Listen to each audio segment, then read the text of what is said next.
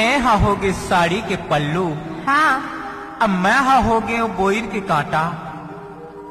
जब ते समर पकड़ के गली मरेंग फंस, तो साड़ी के पल्लू हा बोईर के कांटा में अरज जथी ना।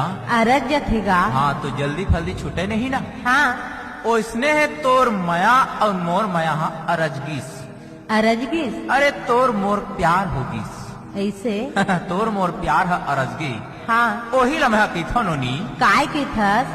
बोईर कस कांटा या रजगे है तोर मामाया, बोईर कस कांटा या रजगे है तोर मामाया, हाँ या रजगे है तोर